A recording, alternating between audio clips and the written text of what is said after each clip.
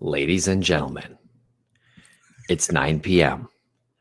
on a Thursday night. In fact, it's February 18th, 2021, and this is Crawlspace Live. I'm Tim, here tonight with Lance, as always. Lance, how the hell are you doing? I couldn't be better. I couldn't be better. It is a fine evening. It is a snowy evening in my quiet little hamlet town. But nonetheless, the church bells have tolled 9 chimes, indicating that it is True Crime Thursday. Good. It wouldn't be True Crime Thursday if the bells didn't chime 9 times. Yeah. And just want to mention, if you're watching this on Facebook, on Twitter, on YouTube, why don't you click that little link associated with this video and toggle your butt on over to Get Vocal, because Get Vocal is a pretty fun. It's a fun place. There's a chat room going on. We got about 20 people here in the chat room right now. Say hello, Hello, everybody. Hello.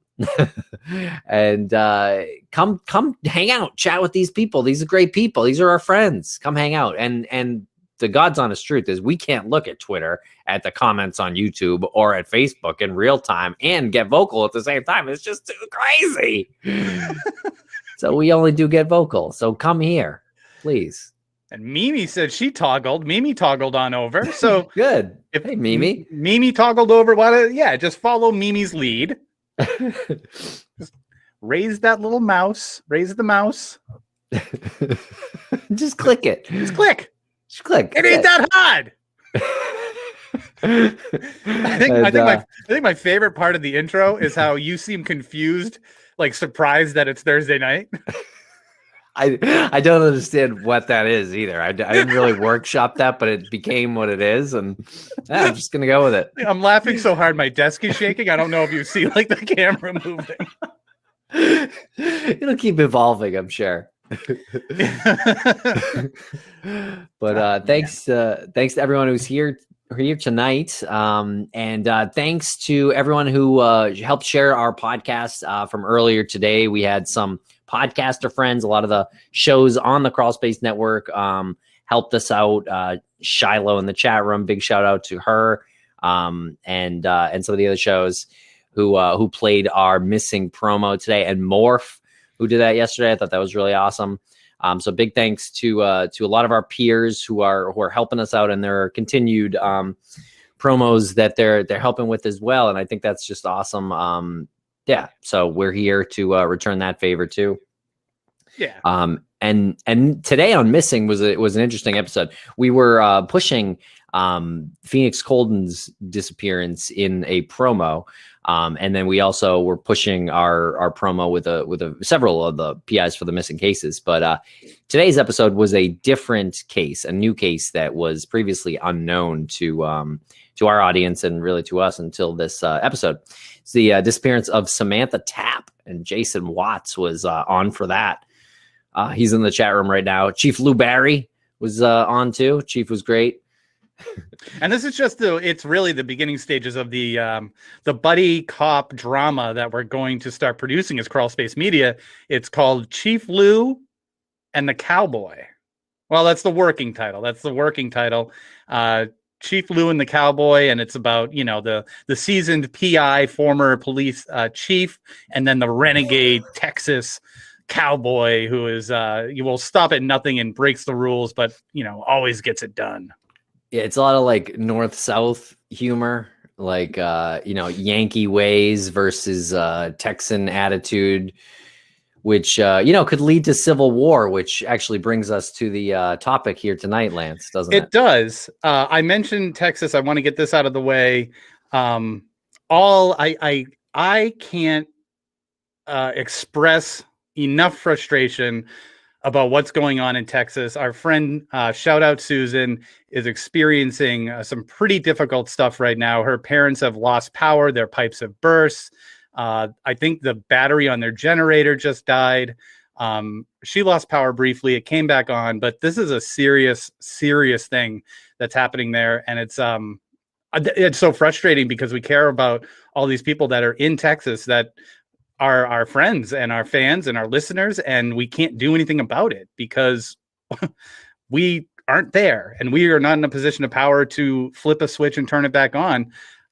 It's just frustrating. If there's anything anybody thinks that they can do, maybe call up the local Red Cross, try to make some donations, or try to figure out how to get water down there. I mean, this is just happening so fast. I really don't even know what to say other than it should be out there as something that's serious and not, like being in the Northeast, you hear that a state like Texas has snow and oh, it shuts the state down. You kind of chuckle because you're like, oh, deal with some snow. But this is serious, like really, really serious.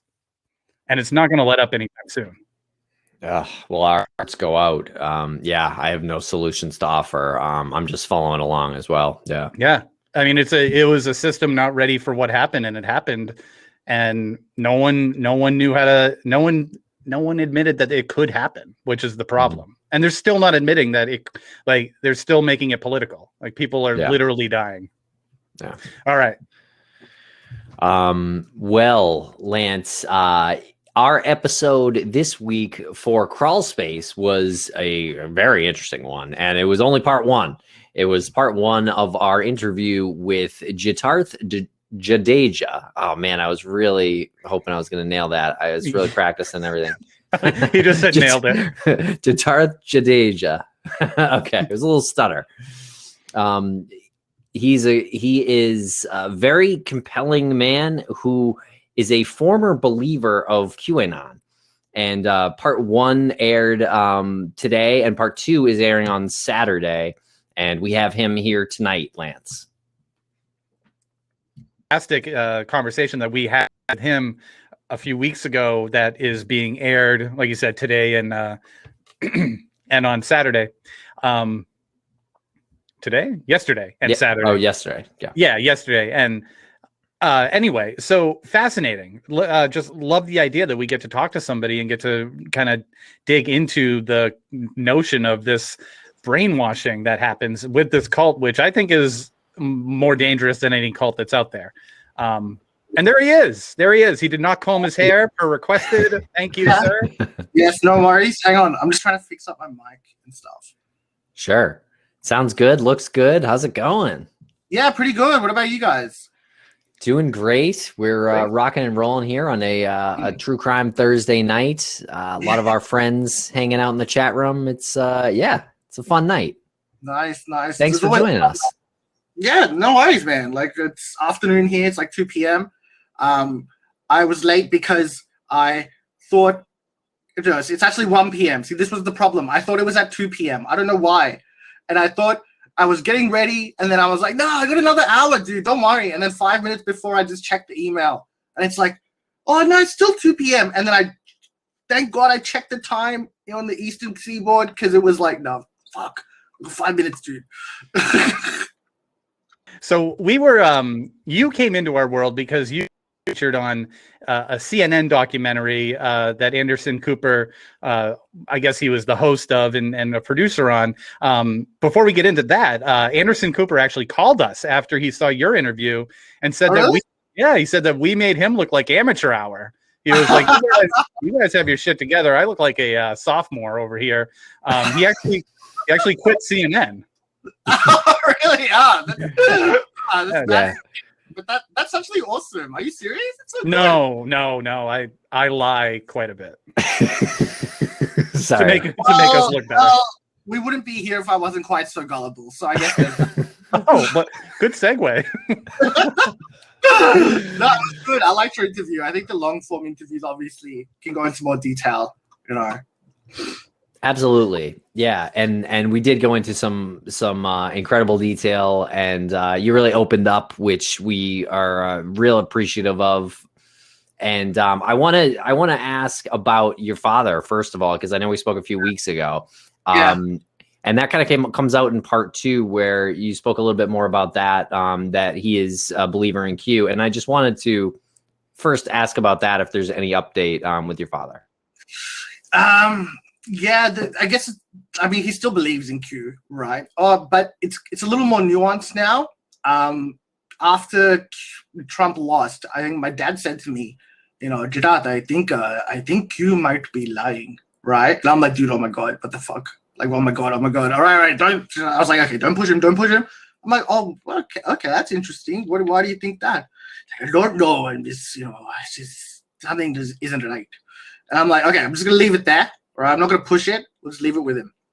Then he comes out like 3 or 4 days later, and he's like trying to tell me that he's like, Jitarth, I don't think Joe Biden is Joe Biden. I think that Donald Trump is wearing his face, and this must be a clone. The real Joe Biden, he died in Guantanamo. This is a clone that. And I'm like, oh god. So I think he's moved on from Q. I don't think he really gives a shit about Q anymore, but he still holds on to all the beliefs, right? That's like another issue that goes further than Q. So Q doesn't ever have to post again. So that's where we are at the moment, and it's so irritating, but it's just part of our everyday normal conversation of Joe Biden's let me get straight. Joe Biden died, and the current Joe Biden is a clone of him who's actually Donald Trump wearing Joe Biden's face. So that's one of the that's something that Q has delivered as information since the election. So Q hasn't delivered anything. It's just a hypothesis, a theory that's out there in Q world that Joe Biden's a clone. That Joe Biden's also working for Donald Trump. That Joe Biden's now actually part of the plan. It's just there's no logic behind this. It's just whatever happens is further proof of the plan, all right, and the conspiracy, regardless of what happens. So it's like automatic doubling down, no matter what it is. Yeah, man. Like, I don't know. We saw a lot of people leave, come out of QAnon after Inauguration Day, for sure. There's I think the recovery subreddit doubled from 2,000 to 4,000, which doesn't sound like a lot, but that's a lot. I'm part of some now Telegram groups. Put it this way: before, a couple of months ago, I knew 10, maybe 9 of XQ followers that I personally knew definitely existed, right? Now that number's 250. So that's great. That's a really good thing. But not enough. Not enough. Not enough have come out. Nowhere near enough. Even if it's 10%, the problem is that there's no other natural endpoint for the whole Q conspiracy other than the end of Trump's term. There's no other natural endpoint, right? There's no something has to happen by this date. They always come up with dates, but there's no real natural endpoint. So if you don't come out of it now, or if you haven't come out of it then, there's even less chance that you can come out of it in the future. Okay, I want to unpack a little bit of this Marjorie Taylor Greene, who is very entrenched in Q, and she's now being regaled as Trump's new heir to the throne, and I'm assuming the presidency. What is it in the Q universe that how do they discuss Marjorie Taylor Greene? So she's discussed a little differently. I mean, she did have a lot of she was in the rabbit hole long before she was a congresswoman. She did renounce her beliefs, right? You can argue whether it was a strong renouncement or just a mild one, but she did say that she doesn't believe in those things anymore. However, just given the fact that she used to believe them, she's still thought of as a current Q follower, even though I don't think that's completely correct. Q followers love her. They love her because they also think she's a current Q follower, which I also don't think is correct, but I guess at this point it's irrelevant. She's very Trump obviously supports her, but I don't think Trump supports her because he knows. I don't think he's as Machiavellian as knowing about Q and trying to rile up the Q base by picking. I don't think that's it. I think Trump just only currency that he values is loyalty. And she's come out multiple times saying he's my president. She's been the most vocal about being loyal. So obviously, yeah, he's gonna like that, right? God help us if she ever becomes president. But I think there's too much of a focus on just Marjorie Taylor Greene, because there's a couple of others, right? There's Lauren Boebert. There was 2 others as well. And the bigger issue is not really that this Q follower that we know of, or former Q follower, whatever, is in Congress. The problem is that the entire Republican base, mainstream, even right the way to Donald Trump, is now downstream straight from Q. You know, like all their talking points, all conservative media ecosystem, you know, Rudy Giuliani and Sidney Powell talking about Dominion voting.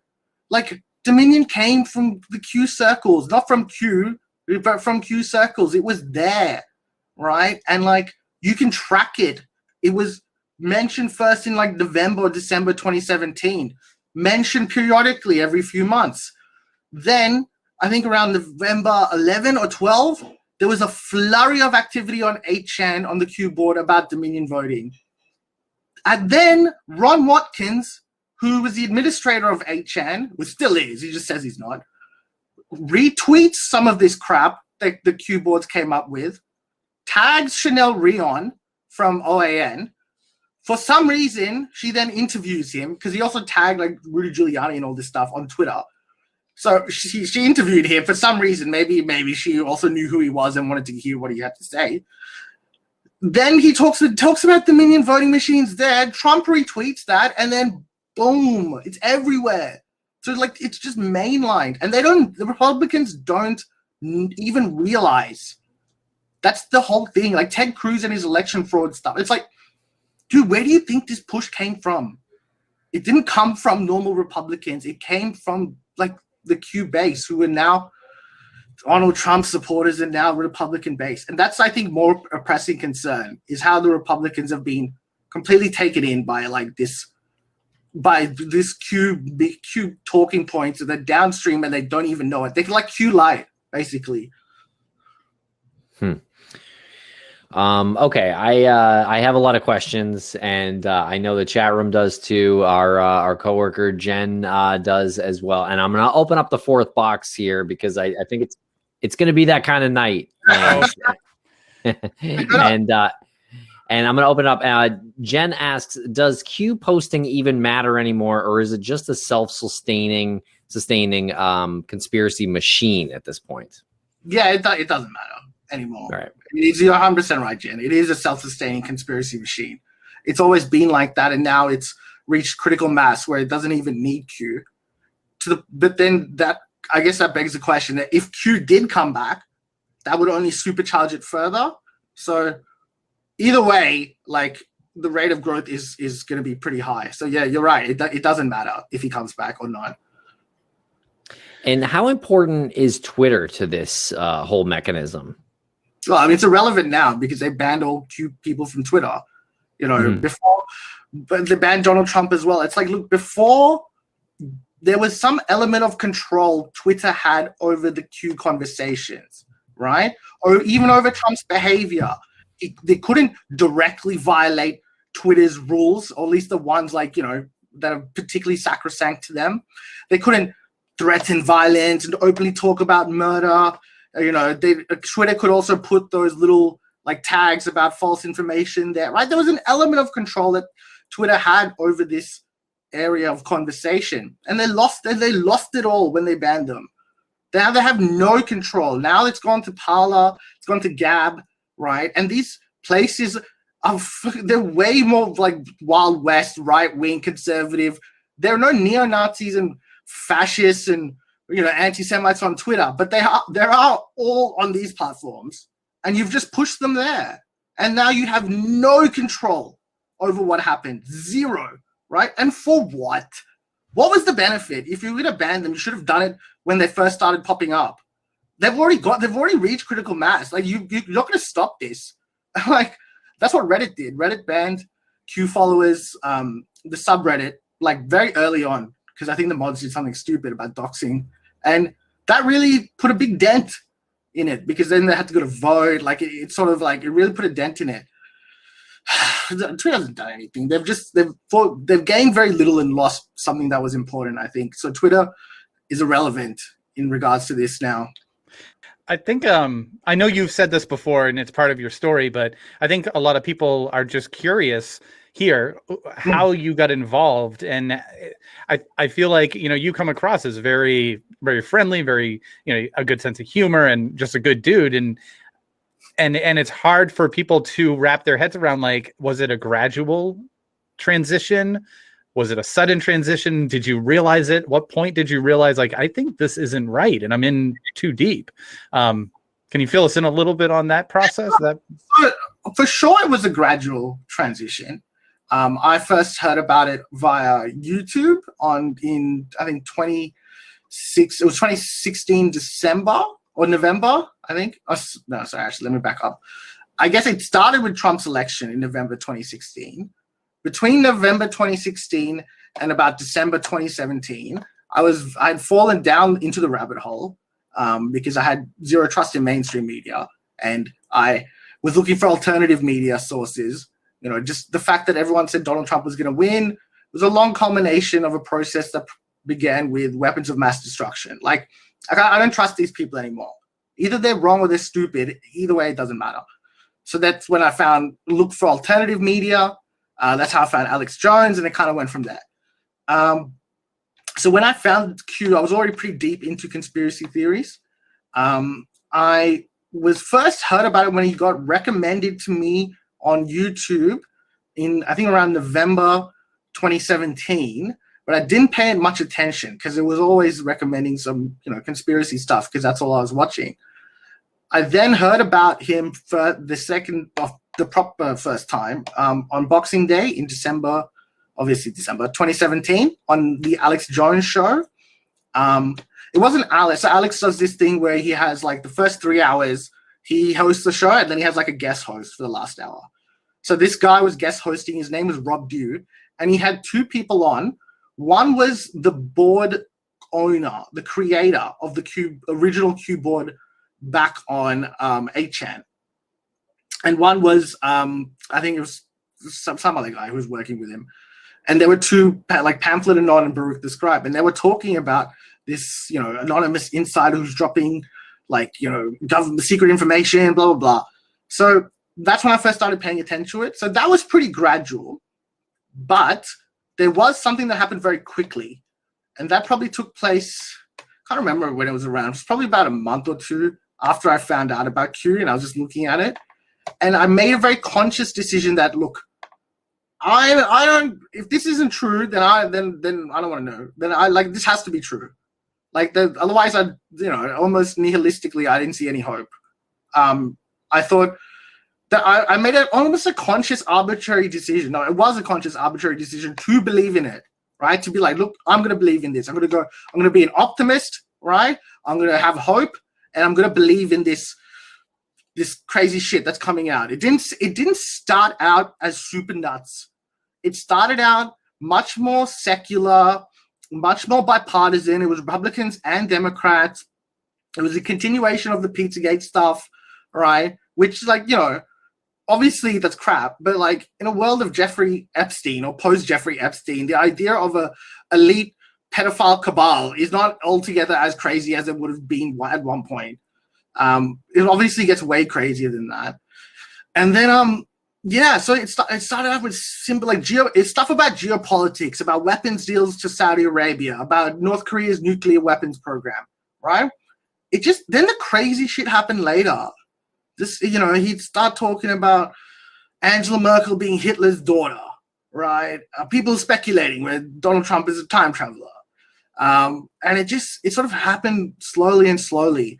And there was the same gradual way that I reached a point where I made a quick decision. The same thing happened on the way out. Like, I was gradually led to a point where I decided, after about a period of 6 months of things slowly happening, and just things that I had once held to be true being proven wrong, I made a decision. Once I saw that tippy top shape video, which basically Q manipulated something that Donald Trump says regularly, and you manipulated people into believing that it was a prediction that he had made, that Donald Trump was going to say this phrase. He identified Trump says this phrase. He told people that Trump is going to say this phrase. Trump inevitably said this phrase. And we all believe that that was proof that there was a connection between Donald Trump and Q. When it turns out, I only later realized that that is just something that Donald Trump says, as Q had first picked up on. So when I realized that, I made a very, very hard, like, conscious decision to just throw it all away. I've been manipulated like this. Like, I've been manipulated. Clearly, it's manipulation. I've seen this kind of manipulation before with sociopaths. If I've been manipulated in this way, but in this particular regard, there's no telling how many other ways I've been manipulated that I have no idea about. And so, and that was a very quick decision. So I guess my long rambling answer could be summarized as it's very gradual, but at some point there's a quick decision that's made. And before that moment, who did you have a theory on who Q was? Like, did you think it was an administration insider, and did you think it was someone specific? Oh, well, I mean, I just thought what everyone generally thought, that it was a team of military intelligence, probably within the NSA, working with Donald Trump. And that wasn't just one person, it was multiple people. But yeah, military intelligence, that was it. They were the power behind Donald Trump. Really interesting that you had, you're mentioning how they will take certain facts from news and kind of blend them into the larger conspiracy or the larger cabal mission, and they did that. I'm blown away by the frazzle drip conspiracy. Yeah. But what they did with that was it's brilliant. It's a perfect. I mean, it's brilliant. Google that, what? Don't tell people what it is so they don't Google it. Oh, yeah. Oh, frazzle drip. Yeah. Just so roundabout way. Because people have literally said that, then people Google it and they're like traumatized. It is traumatizing. Yes. Do not Google frazzle drip. But what they did was they used Anthony Weiner, who was jailed, I think, in 2017 because he was sexting with a minor. He was a former congressman. So that basis of truth lend itself so well to frazzle drip. They claim that he had a folder on his laptop labeled frazzle drip, and in that folder was a video, and correct me if I'm wrong, but it's Hillary Clinton and Huma Abedin, which was Weiner's wife at the time, and they're like slicing. The video is allegedly that they're slicing up this young girl, sacrificing her on an altar. They pull the skin of her face off, wear her face, and they're doing this while she's alive so that they can enhance the androchrome. Is that how you call it? Androchrome, which is the chemical released when they get terrified, and they're drinking the blood. I mean, it's almost like someone came up with that. Like, how far can we take this and have people swallow it? Like, that was the crazy thing about it, that it's like, it was almost easier to believe, like, this had to be real, because who could imagine something so dark? Yeah. Right. Like, that's what I felt like. Just how extreme it was. Like, that could not. You can't imagine that. That had to be real, right? Yeah. Like, that kind of thing. And I agree that there seems like some kind of overwhelming, like, insidious, or you use the word Machiavellian sort of direction to the whole thing, and you're kind of saying there's not one person or anything, but it doesn't feel like there's some kind of direction that does come from that. It can't be complete coincidence, right? There's some people directing this in a shitty way like that, right? Oh yeah, I mean, even if it's Q, just a bunch of guys with his mates. There you go. That's the cabal. That's the psyop. I mean, the whole, by its very nature, it's a psyop, right? It's just as a category. That doesn't mean that there's some Russian destabilizers behind this, right? I just think that I don't want to. Like, why we can't fight a conspiracy with another conspiracy, especially one which doesn't have. There's no evidence of that. The same way there's no evidence of Q. It's just coincidental, garbage. But the point is that I swear, I'm sure. Like, I don't know. I could be wrong. I have been known to be wrong in the past.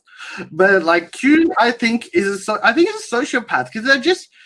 Unfortunately, I've had the mispleasure of knowing a few sociopaths in my time and knowing them for far too long.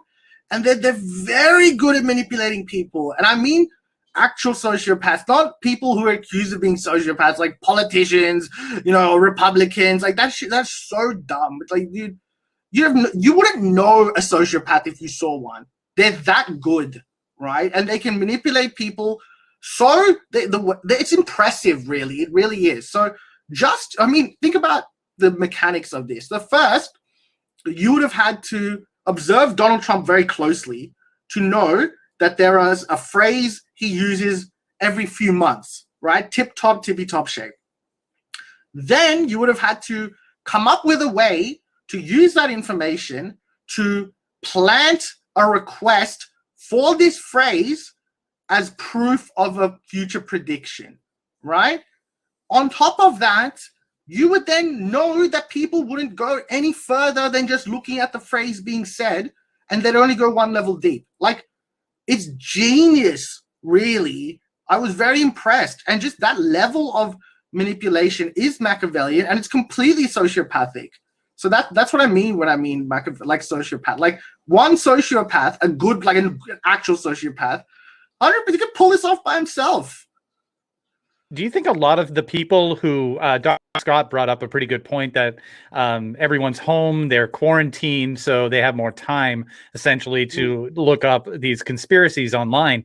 Do you think that a lot of these people weren't really into conspiracy theories, which is why it resonated with them a lot stronger, because they weren't used to going through like lists of conspiracy theories? So, I mean, what they see is something that, is just essentially the same type of maybe news feed that they're getting from CNN or MSNBC or Fox News. And now they have something in their feed that just feels like the good guys are forming an army against, the people that are running the show, that are pulling the wool over guys. I look, for sure they wouldn't. Like, no one's been exposed to this level of like conspiracy theory or phenomenon or cult, not on this level. It's something entirely new. But I think definitely people are at home, so for sure that plays a big part in it, right? It's definitely a correlation, but I don't think it's a causation or a causal factor. I think this is purely anecdotal, right? One thing I've noticed with former Q followers, by talking to them, there always seems to be some kind of traumatic event that preceded them falling down the rabbit hole. Like, for me, it was finding out I had ADHD and all these life failures were not actually my fault, right? Second, for someone else, it was like their mom died or they lost their job, or there's something happened, right? That was traumatic to them. Then they kind of fell down this rabbit hole as a reaction to this trauma. And I think with coronavirus, like, it was very traumatic to the general public when it came out, because this happened so fast, right? Ironically, I remember telling my parents about it in December. No one listened to me. I even bought some N95 masks, but can you blame them, considering I was like, how wrong I was about Q? Can't blame them. But so it just happened very quickly. People were saying, people didn't know anything about it. Oh, it's just like the flu. That was wrong. And people were traumatized by having so many, having this viral reaction come out of nowhere, being highly infectious. No one knows what it is. No one knows where it came from. We don't have a cure for any kind of coronavirus. All of a sudden, everyone's at home. Like, this is serious. Every country in the world is doing it. This is serious. So I think that trauma also played a part. And then because no one has any answers, they went searching for answers, right? Like, how did this happen? Where does this virus come from? And then it's very natural to fall into one conspiracy after another. Oh, it's from a Chinese biolab. Oh, it's like released on purpose and blah, blah, blah. And so I think it's a combination of those two factors. And it really definitely supercharged like Q followers. Like, I felt like Q was kind of dying before that happened. And then this really completely changed the game.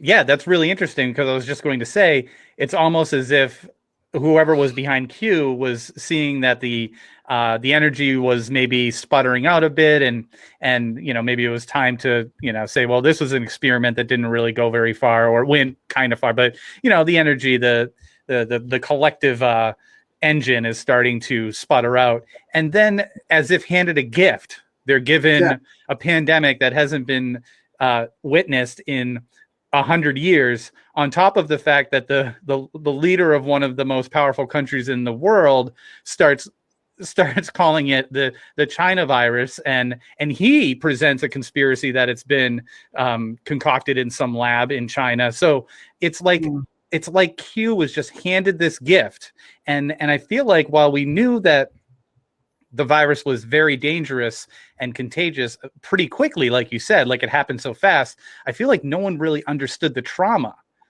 for a long time until it became so real, where, you know, you start hearing a relative of yours has it, and someone, you know, that they work with might have died, and this person, and then it's like, wow, I've been traumatized. And I think it's been stated in the message board that there's going to be a lot of PTSD from this.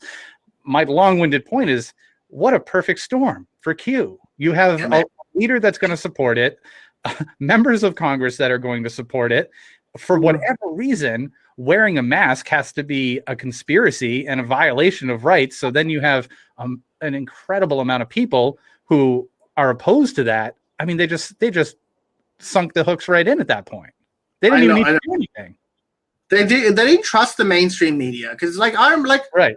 To Trump's credit, like, yeah, he definitely said it causes the China virus and all that shit, but he closed the borders down to China well before anyone else did. Joe Biden was calling him racist. Nancy Pelosi had a video going to bloody Chinatown, right? Like the media, like Vox, Slate, The Guardian, I had all this shit heard about, oh, dude, the flu is worse, right? Using this stupid statistic of more people die with flu than coronavirus. So, like, there was a lot of it, and then it did invert later. But then, like, so, like, no one knew anyone to trust. No one knew anything. And I just think that this was absolutely the perfect story. It's ridiculous, you know. And that's why, like, that's why I'm so sure that there's no conspiracy, because you can't plan this.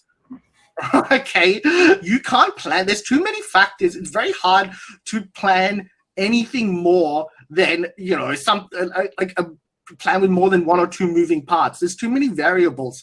This is a basic fundamental problem of data and mathematics and science and economics and that everyone accepts. But at the same time, you know, there were lots of it's a sign of our time, really. Like, not just coronavirus. But yeah, sorry. Hi, Dr. Scott. Dr. Scott's on, and I don't know if that was like a psychological experiment he was just doing by flashing a yellow square over and over. But did you get the message? Oh, that was a mess. No, I'm sorry about that. I was trying to turn off Snapcam because it kept putting the cat on top of my head. That's all right. But first, I just wanted to say this is just an absolutely fascinating conversation. And Jitarth, I'm just absolutely blown away by you sharing your story. It's very important. What you're doing is incredibly important. And I'm so glad you guys are making a platform for him to be able to share this experience. And I'm really hopeful that other people will follow in your steps, literally, you know. There's been some chat. I just wanted to jump in. I think that this is such a complex issue, and it's one of these things that sliding down that slope comes from several different angles. And it can be someone who has had, you know, a particular significant traumatic event or a triggering event. But as I said in the chats a little bit earlier, one of the things I find fascinating is, like, when they started looking at all the demographics of the rioters in Washington, what they found was a lot of similarities. They found significant financial troubles, bankruptcies, marital problems with their employers, losing a job, losing a business. You know, these are people that were stressed out. And when we're assessing, like, part of what I do in my day job is assess for potential threat in the community amongst people that are particularly open to becoming radicalized. And one of the things that we look at constantly, based on Kevin Cameron's model of Vitra, is this individual an empty vessel? Are they someone who is looking for meaning in their life? And if you got someone who's looking for meaning in their life as a result of trauma and their identity being taken away from them as a father, provider, successful person, and so you got this void in you, and then here is this cornucopia that's handed to you that makes you feel special. I can't tell you how many people I have talked to that say, my best friends just have this wild look in their eyes now, and they say, but we know the truth because we've been watching these videos, because we've been following this movement. And how do you respond to that when someone's emptiness is filled by now a sense of being special, right? I have special knowledge now. Anyway, that's my long-winded rant. Sorry about that. Oh, I thought you nailed it. I thought that was really good. Exactly right. 100% about everything. Like that, the same thing happened to me. The same thing happened to my dad. Same thing. It's always like that, right? Just searching for meaning. I guess, like, the crazed look, that for goddamn sure. It's like you try to have a conversation, and I was the same. Well, I think it's hit. What's also happening is there's another, and look, I'm completely theorizing on this, and maybe in 10 years when we're able to really drill down into some stats about these true believers, I think that they are triggered by fear as well. Like there's almost like a little addiction, like a serotonin, like, we know about social media that when you get a like on your post, there's like a little dopamine boost, a little serotonin squirt in your brain. And I think that there is something about that makes this so addictive to people of like, I have this special knowledge, but I'm also afraid because if it's right, it means like half the country is going to be decimated, right? Yeah. So you're driven by fight and flight at the same time. Well, you're more right than you know, because I remember I did a semantic like text analysis of all of Q's posts just for fun, for no reason. And the number one. Where have you been all my life? That's fantastic. I was just trying to see. Shiloh, we got to work with him, Dr. Shiloh. We got to work with him. Yeah, for sure. And like the number one thing that he put forward was obviously trust Q, but number two, followed close behind, was fear and fear of the mainstream media as well, right? So you are 100%. Yeah, you're very right. Absolutely. Well, I would say, in regards to your dad, try, be compassionate and be kind, in the same way. And please don't, and I don't mean this with any disrespect at all. I mean, this is a technique that you use with people who have dementia and people who are going through a manic episode or a psychotic episode. Sorry. Don't, we have a very significant router issue in our house, and I have to put it out in the hallway to get the signal. But it's always don't contradict, redirect. So don't tell someone they're wrong, question it gently, and change the subject. Because pulling down the wall of denial is only going to make them feel isolated and reinforce. If they feel isolated from you as a family member, then where are they going to go for comfort? They're going to go back to the drug, and the drug is Q. You're very right. That's exactly what you should do, and that's exactly why I cannot do that. I get so triggered when he says that. It's really bad because he'll say something, and it's like, and then he'll be like, you're asleep, you don't know, and I'm like, are you fucking kidding me, dude? I introduced you to Q. I know more about you than this. Don't tell me I'm asleep. Like that's how it happens. My mom's really good at it. She makes him do a lot of gardening, so that's really good.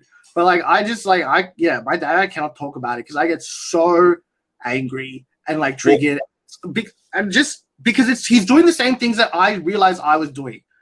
Yeah, so it's that's why it makes it particularly difficult in a family situation, is when it is hitting all of those same things that meant so much to you. Of course, it's triggering. I draw a parallel. If anybody followed, I mean, if you're on here, I'm sure everybody followed up on the Elizabeth Holmes, Theranos, Bad Blood, all of that, reading the book. And, she pulled everybody into her cult, and they absolutely believed her. I mean, they gave the story of the philanthropist, and his grandson was working as an employee at Theranos, and the kid was like trying to tell everybody, this is not real.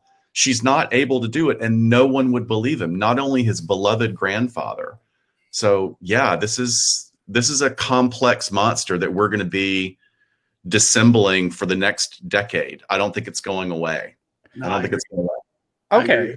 So if it's not going away, right, look, just throughout history, this has been happening with various governments and various cults, and it's all of this media control and community and population manipulation and mind control.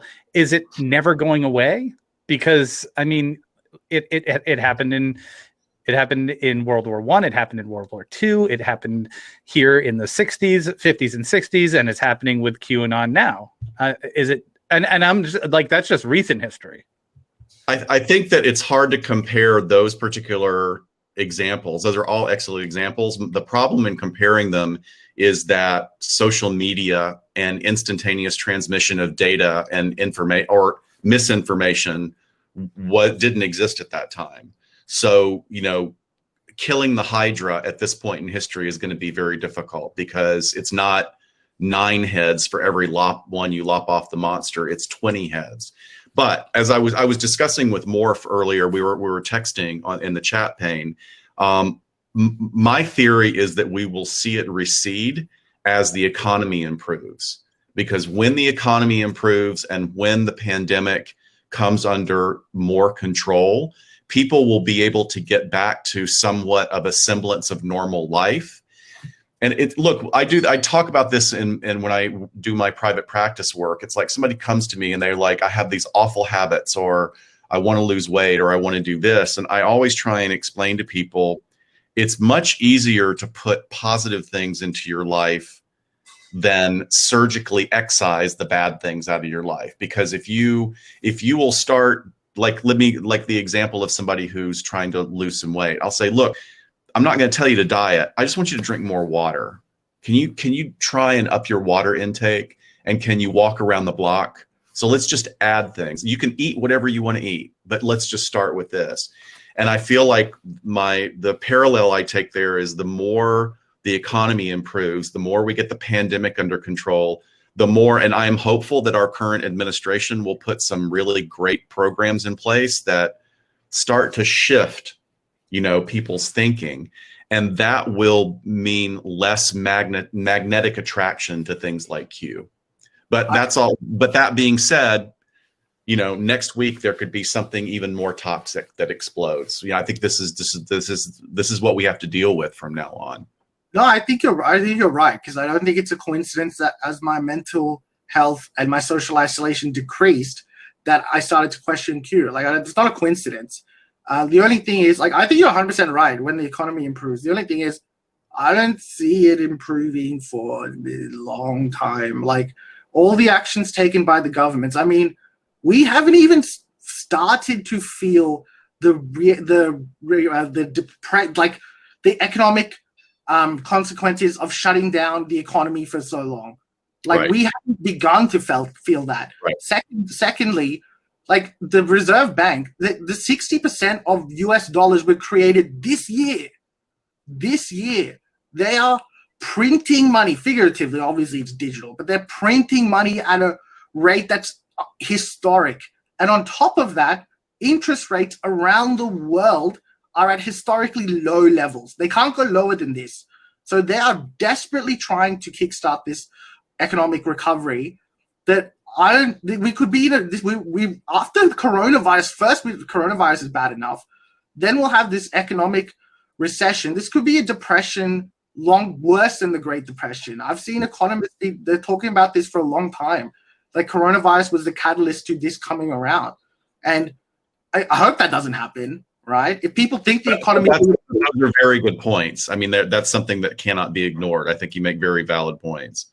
Yeah, but I think you're right about the economy improving. So, and that would definitely make it fade away. Let's just hope it happens. Yeah.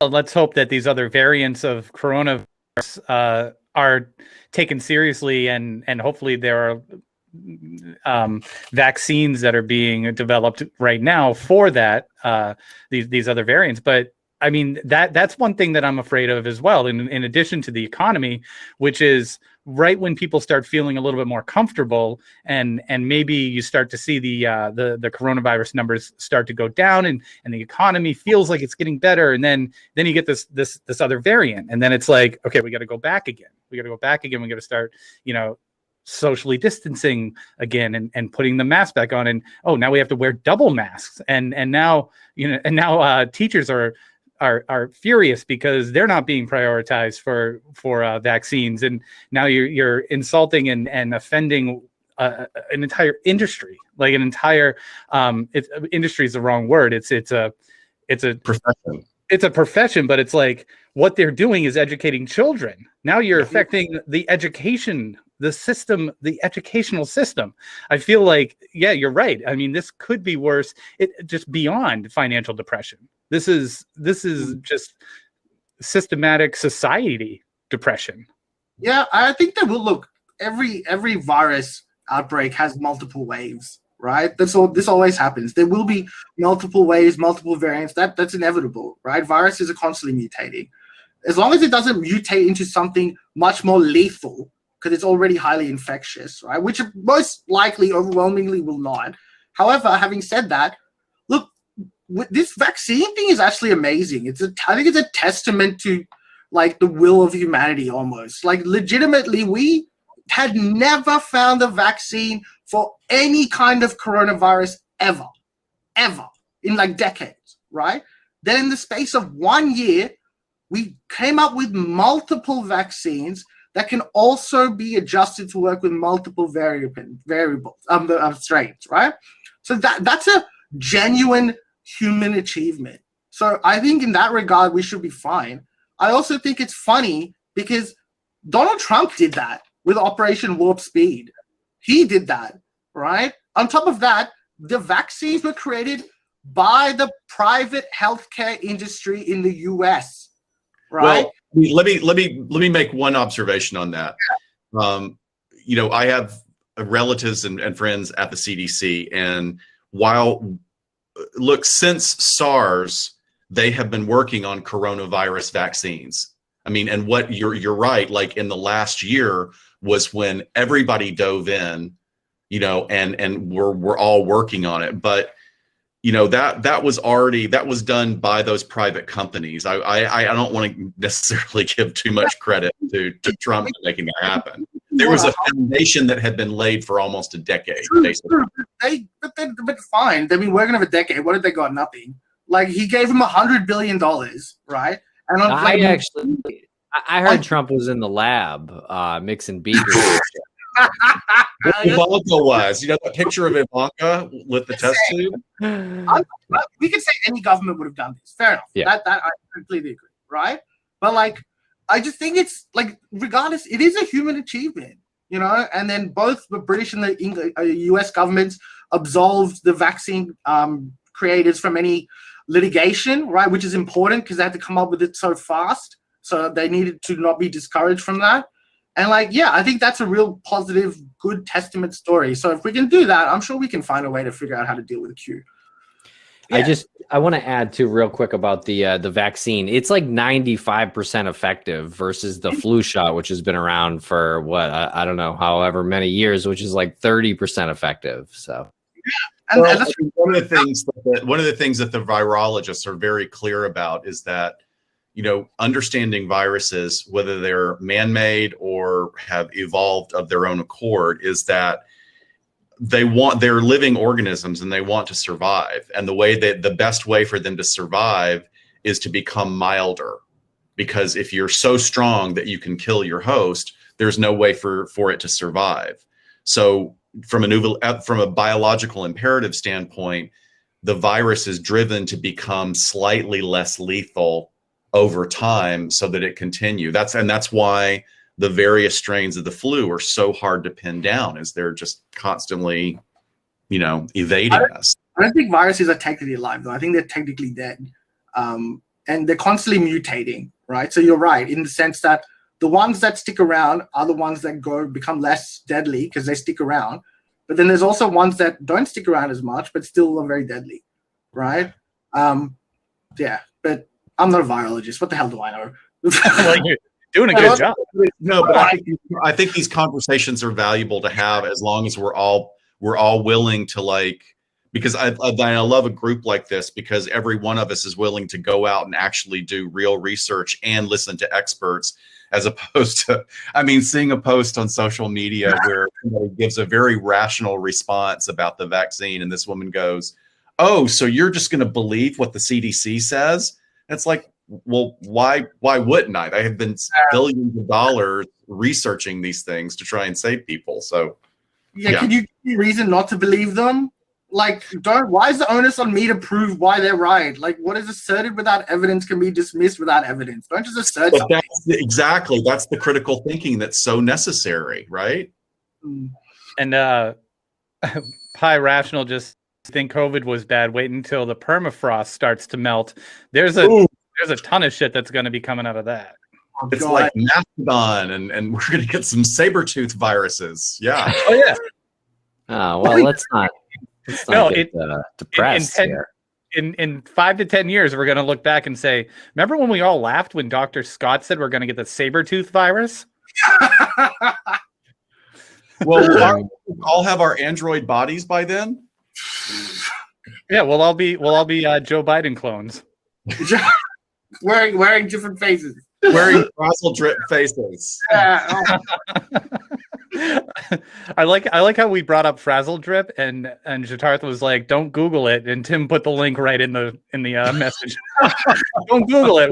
We'll get it for you. Hell yeah, here it is. No, I had to look at it. I had to refresh my memory. That is one of the wilder conspiracy theories. It is. Jitarth said something, but one of the things to remember is that there is a connection, and I'm glad you guys were discussing that because, as out of the world and fantastical as that particular stem of the conspiracy theory is, it really comes back to an echoing and a reinvention of anti-Semitism, because it has gone back thousands of years to use as an argument against the Jewish population. I mean, this was done during the Crusades, it was done during pogroms, and it's always been like, what is the worst thing that you can accuse a person of doing? Killing a child, molesting a child, drinking their blood, because it dehumanizes the target. So this is just Hillary, Clinton says about herself, when she's asked, why are you so reviled and hated? And I thought her response was great. She says, because I remind every white man of his first wife. So she had an understanding of how she's perceived. And so here she is, like, she's not even in the public eye anymore. And yet they want to make her as like sort of the monster that's driving this. And also, by the way, she's an older woman now. If she's sucking down all that adrenochrome, she should be looking like, Sofia Vergara by now. Well, like, dude, she came out, she routinely injects herself into the discourse, right? Whether that's someone asking, especially after the election, she was going complaining about Russian trolls for ages. Like, she definitely gets more hate than she deserved. This is for sure, right? There's no way she's that evil. But, like, sorry, Hillary, you're also like a very cold, uncaring. You come off as very uncaring. You laugh when you talk about invading Libya. Like, people are not going to like this. Like, you didn't give us a concession speech on the night of your election to your supporters who was there until 3 a.m. You didn't even come out to tell them and thank them. Like, she's very easy not to like. That is true, but it's also like, now in those terms, isn't that quaint compared to what we put up with for the last 4 years? Like, that she didn't give a concession speech while this other person just allowed conspiracy theories to run rampant and run us into the ground. So anyway, I always want us to be aware of sort of our internalized misogyny and how we have parallel and incongruent expectations of women. You might be an internal misogynist. Speak to yourself, sir. I think we all have some of it. Yeah, right. I definitely am. I'm a, I've got internalized racism and internalized, man hating as well. Self-loathing. I think that's generally what it's called. Okay. And I have a question. I keep Yeah. forgetting to ask you this. You're in Australia, right? Yeah, that's correct. And you were in America, but you're very aware of and conscious of our elections, and you the first time we spoke, you spoke so sort of seamlessly about it. It didn't even occur to me to ask you why that because you can't vote in those elections, right? No, and I still act like I can. I still talk. I still say shit like, "Oh man, dude, I'm not gonna vote for her." Like, even though I can't vote, like I just still say shit like that. But yeah, because I always loved economics ever since I was in high school. All right, and I love it, especially because everyone kind of hates it and people think economists are stupid, and all of that is true. But I love economics, and so then I went from economics to Australian politics because it's not too hard to make that jump. And then when I came to the US on exchange, I was just so enamored with the US political scene and the culture and just how there's so much more pomp and grandeur within US politics and everything's so much more dramatic. And Australian politics is so dry by comparison. It's so dry. So yeah, and I just sort of stopped giving a shit about Australian politics whatsoever. And I just naturally follow US politics. I don't it just sort of happened. It's like a TV show or a car crash that I can't look away from, I guess. Pretty accurate. That's pretty accurate. I don't know if this is I don't know what the answer is going to be to this question, but do you know, or what do you think is the connection between QAnon and cyber gang stalking? Dude, it's so funny you brought that up. That's actually so, what the fuck? Because I'm a moderator of 2 Reddit subreddits, like QAnon Casualties and Recovery, right? Oh, great. Yeah, I'm so glad to hear that. Yeah, thank you. It's rough. It's tough work, but it's good. Yeah, it's important. And the other mods are way better than I am, by the way. They do most of the work. And so then I've had a couple of people message the mods, these long posts, right, about they think they're being. This one guy literally was talking about being stalked by QAnon followers, and he was talking about how he can see their cars, he can they come into his house, and I'm reading this, and I'm like, bro, this is this guy. It's like gang stalking. This guy's just, instead of the government, it's QAnon followers, right? And it's that's why when you said there's some kind of connection, right? Maybe I'm glad that you bring up that particular example because it gives another sort of facet to what I was saying earlier. I only recently became aware. I mean, that's what's fascinating about psychology is that there's just this incredible breadth. And Dr. Shiloh and I did an episode on gang stalking, and I'm actually, in my day job, I'm working with people who believe that they are targeted individuals, that they are, experiencing. And my strong belief is that it is definitely a form of psychosis. It's not just a delusional belief. Because if it was a delusional belief, you wouldn't have auditory or visual hallucinations or misinterpretation of objective data that you're viewing. And some of the gang stalkers are just it's not that they hear or see anything. They just know they're being followed. But then there are other ones that do have what we would call auditory hallucinations, but they go, oh, no, it's not God or the devil. It's the people that are monitoring me, and they're using what's the term they use? Something like, does anybody have it there? What is that? It's like skull tech, so that it's like a microwave being vibrated into your skull that then you pick up as sounds. So they have a sort of a technical scientific explanation for what someone with full-blown schizophrenia would feel is like. It's a ghost, it's a demon, it's my mom, it's my dad, it's the government. So I believe it's people who, and these people are very high functioning, as you can tell from reading the emails. They're very well thought out. They can communicate well. It's tragic. It's really tragic. Damn. Good question. So it is extremely prevalent in QAnon. Oh, is it? Well, I think it's kind of like, I think there's definitely a true element of truth there, right? Like, it's because I also was thinking about this the other day, and it's like, have you guys heard of the dancing plague? Oh, the Tarantella? Yeah, the one that happened a few hundred years ago. So, like, for those who don't know, this happened like a few hundred years ago in Europe, where there was like a village or a town, and everyone just started dancing, right? Like, one person started dancing, and another person started dancing, and then, like, the whole town was dancing, and they just danced until they died, right? And it spread to other villages. Yes, exactly. And no one understands what the hell is going on, right? So it's mass hysteria. Yeah, exactly. It's like a mass delusion, like folly or do, right? The madness of two, like that happens between identical twins a lot.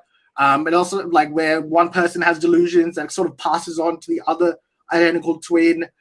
Or sometimes it happens in normal relationships where you've got like a dominant personality passes on their delusion to a more subservient personality. So this is like that, but on like a mass level. It's like a grand mass delusion because these people, dude, they're crazy. I was there. I was crazy too. I'm probably still a little bit crazy now, but their behavior changes. You know, their personality changes. It's like they're just completely brainwashed and taken over. What do you think made the difference for you, Jitarth? Well, like how did you manage to turn the corner? I don't know, if I'm honest. Like, I don't know. Is it a relationship? Do you have a strong relationship with friends, with family? Like, no, actually, ironically, kind of went the opposite way. That I was like, at that point when I was getting out, I was more isolated than ever, right? It was almost like I was just like a billiard ball, and I was sort of just banging around. And then through a series of situations and circumstances that happened, I just happened to go into the hole, right? Like, it's not really something that I think that happened consciously or unconsciously, or someone was trying to do to me, or I was trying to do. It just happened, you know, which is why I always feel bad because people ask me how they can help their loved ones get out. And I'm like, dude, I barely know how I got out. I don't know what to tell my dad. I don't know how I can help you. I wish I could, but I can't.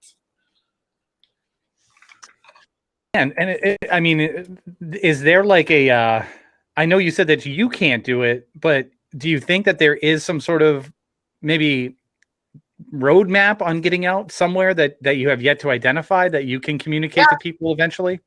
For sure. There has to be.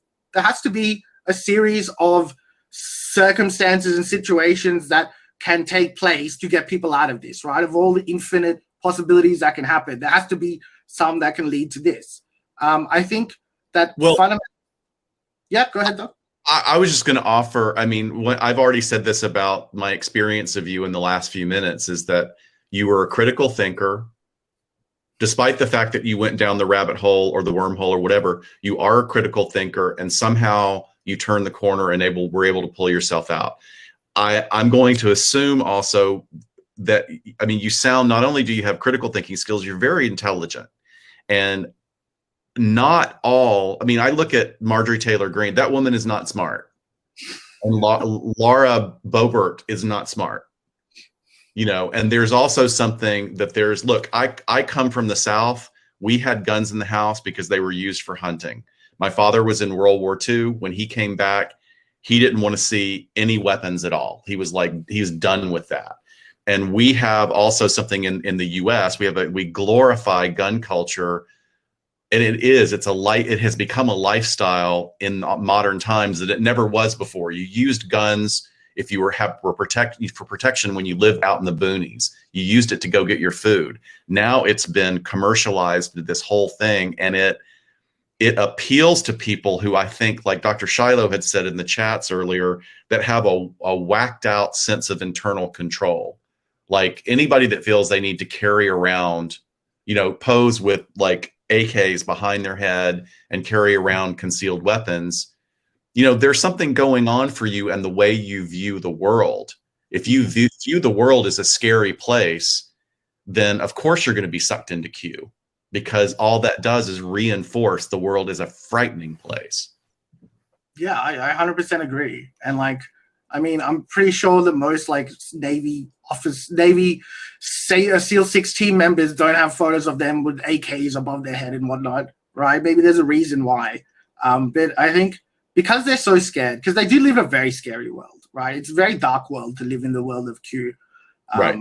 It's not just like the reality. It's like, it goes further than that. It's like, you know, the devil and God, like interdimensional trans-dimensional aliens, the soul, the spirit world, like all of that stuff. Shapeshifters, yeah. Yeah, correct. And I think the best thing to do is, it's like you alluded to earlier, Doc, like, dude, just distract them, right? Like, try and, like, the hardest part is now, because of COVID, we're all very socially isolated. Try and reduce their social isolation. Like, do they have other friends and family? Organize like some video call with, like, you know, if they're your granddad with their grandkids, or your mom and your dad, like, talk to them, right? Give them, like, just even with my dad, like, like my mom makes him garden, right? On top of that, improve their mental health if you can. Find them a hobby. Point out, make the issue their behavior. I guess that's what I'm trying to say. Well, you're absolutely saying what fill positive things with pro-social activities. Get them out of the house. Get them away from a fucking screen. Yes. You know, so they're not checking their phone or their computer all the time. And make that the issue, right? Not their beliefs, their behavior. It's like, okay, fine, Q's real, dude. Q's real, great, dude. Mad, we're gonna be saved, dude. Whoa, thank God, that was a close one. Anyway, how does that explain why you haven't left your fucking computer for the last 3 weeks? Right. Why you do the dishes yesterday? Why I had to pick up Jamie from soccer instead of you, right? None of that explains this, you know. So is Q gonna mow the lawn? Like, just like that, make the issue their behavior and just accept that's what they believe for now, and hopefully they can sort of get themselves out of it once their life improves. Yeah. I'm so sorry, guys. I gotta jump. What are you sorry about? Yeah, no problem. This is an absolutely fascinating conversation, Jitarth. I'm actually really excited to meet you. I think that your message and your journey, I would encourage you to continue thinking about what it was that helped you turn the corner. And, you know, I know you're going to get a lot of hate. You probably already are. You're probably getting some crazy hate moderating those boards, but keep doing what you're doing. I really admire your work. Thanks, Dom. It was really great to speak to you. I thought you, dude, you actually really know your stuff. I'm going to be honest. Like, not a lot of academics and people, professionals I speak to, know what the fuck they're talking about, right? You really do. I guess it was really great to meet you, man. Thank you. Thank you. I really appreciate that. Just because you have a bunch of letters after your name doesn't necessarily mean it. But thank you. And let's continue this conversation, guys. Thank you so much. Thank you, Dr. Scott. Really appreciate it. No, that was great. He's from LA, Not So Confidential, the podcast. Yeah, brilliant guy. His partner, Dr. Shiloh as well. Can you please let us know what you mentioned that you run a board, or you're a co-admin of a message board? So like a subreddit is kind of like, so Reddit's obviously a place where you post links in posts and people upvote it or downvote it, right? So like obviously the higher posts are more popular and the lower posts are not. And then there are particular subreddits where the same functionality takes place, but their topics are different. They're centered around a particular theme. Like there's one for cats, right? There's one for weird, like, you know, Garfield comics that have like some crazy dark overtones. Like they get very niche, right? There's also a couple for QAnon. So there's cult with a Q _ headquarters. That's the general anti-Q subreddit. That's where I kind of made my first Reddit post when I got out about it. Then there's a newer one called QAnon Casualties. That is for people who have lost like friends and family to the cult. It's also for like, we're trying to sort of find ways to de-radicalize cult members as well, but it's mainly a support group. And then there's Recovery. So that's with a Q instead of a C. And that's mainly for former ex-Q followers, right? And the thing is, like, initially, before the pandemic, like, I remember QAnon Casualties when it was first created. I remember when it had 400 subs, right? Most subreddits celebrate growing, right? this is not that kind of subreddit, right? The more subs it has, the worse we all feel. This initially, just before coronavirus, it was about 10,000. The normal anti-Q subreddit was about 20,000. Then it sort of started to grow a little bit quicker. Then they were pretty even around 30,000 subs. And I'm like, wow, that's a lot, right? Now it's equal to this much older general sub. And then all of a sudden it just exploded, right? It fucking exploded to the point where now we're over 130,000 subs, right? Call_underscore headquarters, I think, we're more than double them. We're like 60. They're like 60,000. It's 130,000. And we had something like, I don't know, 4 or 5 million unique views in January. Like, that's not even subscribers. That's unique IPs. And it's like, it's really depressing. It's the saddest place on the internet, man. And every day is just stories and stories about people, their mom and dad disowned them, like their mom died, people committing suicide. And it's like, God, jeez. And this is a place where people are going because they're damaged because of Q. Yeah, they've lost friends and family to the cult, right? Yeah. Because it's an actual cult. Like their friends or family of someone they know is completely taken over by Q, and they've completely changed as a result. So, they've lost their marriages. Parents have been kicking children out of their house. People got fired. Someone's mom committed suicide. Someone's aunt committed suicide. Just like the worst, saddest shit ever, And it's the human cost, I think. So I moderate those subreddits, right? There's a great team of other moderators as well. And I'm mainly there to offer my perspective rather than do any actual moderating, because I'm not really good at moderating. I get very angry and annoyed and sort of like fuck, you're banned, dude, right? Like stop, how dare you, there's someone, because it's a victim support group, so someone starts criticizing the victim, I get pissed off. It's like, this is a support group, right? So I'm a little ban happy, so I don't moderate that much anymore because that's obviously not good. So, but I'm there for my perspective. I'm just trying to offer the perspective of an XQ person. Like, how can we reach out to them? What kind of language should we use? Should we talk about this? What rules do we have? And they're great. Those guys are so on board, and they care.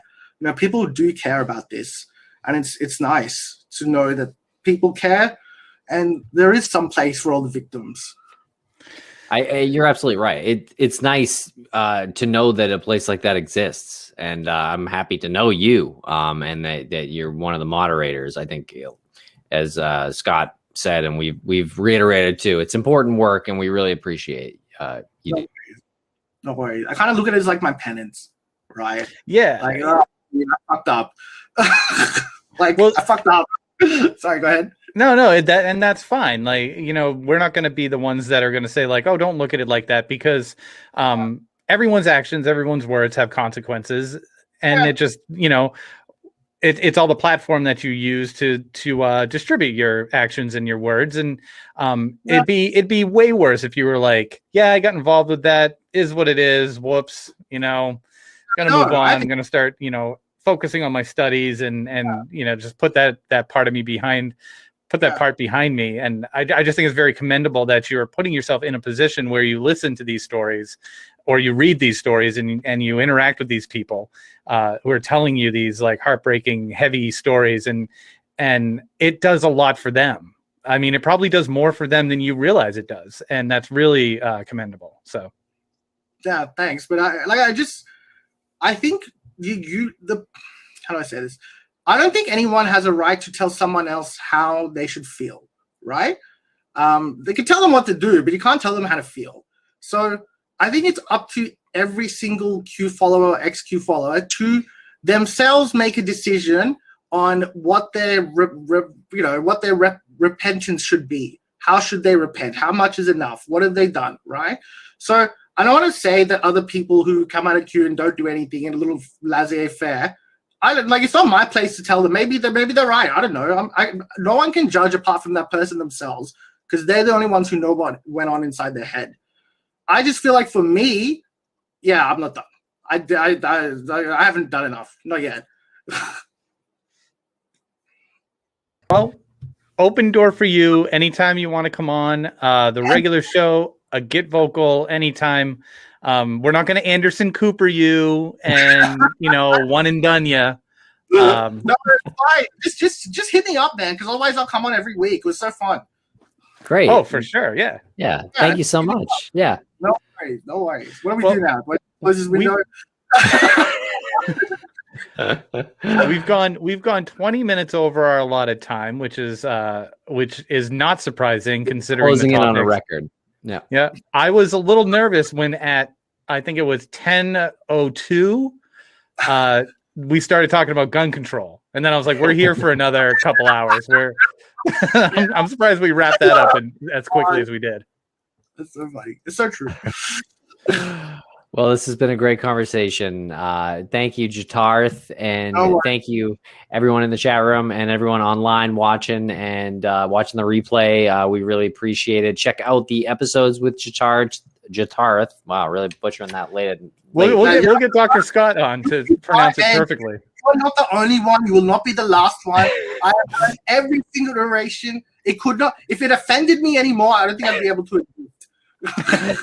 You know what's really weird about your name, and we said it too privately, is that like it's so phonetic the way you pronounce it. It's like actually perfectly. It shouldn't be hard to pronounce at all, but it really is. It's exactly phonetic. Yeah. It's my mom's and dad's fault, dude. I'm like, why did you name me Jitarth? I'm the only Jitarth Jadeja in the world. People can find me very easily. Why don't you just give me a normal common name like Arjun or some shit like that? Like Jitarth. I love it. Great. All right. Yeah. Nice to talk to you guys. And yeah, let's do this again soon. Thanks a lot, Jitarth. Heck yeah. Really appreciate it. All right. Take care. Thank you very much. And thanks everyone for hanging out in the chat room. Really appreciate it. Yes, actually, I got this too. Yes. Great segue to Doc Lee Meller's new book. Check it out, Conspiracies Uncovered. I believe he. Well, I'll let him. Not in here.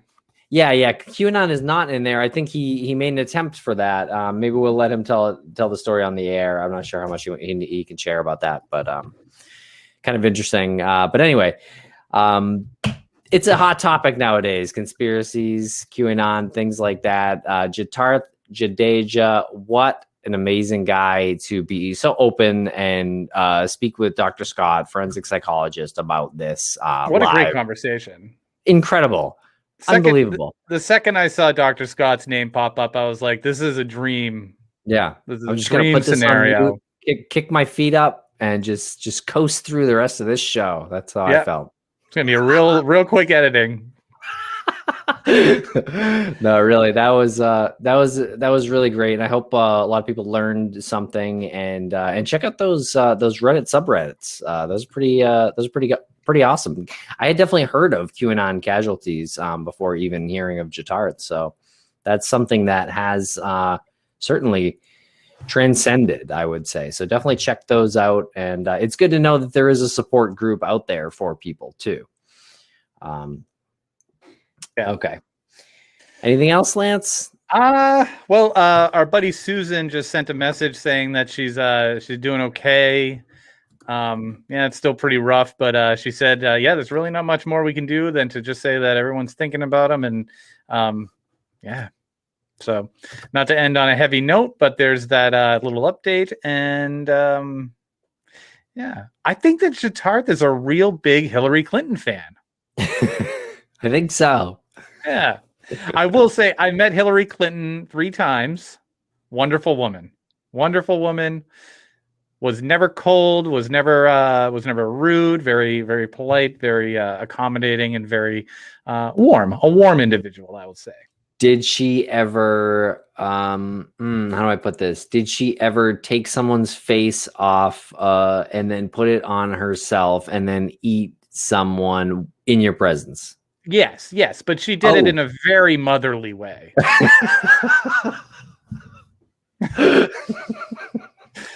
Just kidding. Just kidding. Yeah. All right, everyone. Thank you so much. This has been a great conversation tonight. We're going to keep this one going. I think it's important, and honestly, it's something that keeps evolving. I think so. I think it's important to keep up on. Yeah. absolutely. Keep in mind, not to keep harping on this, but you got people in position of power who are making laws who believe in this, and it's fucking insane. Okay. All right, everybody. Thanks for listening. Next week we have Michael Flynn on.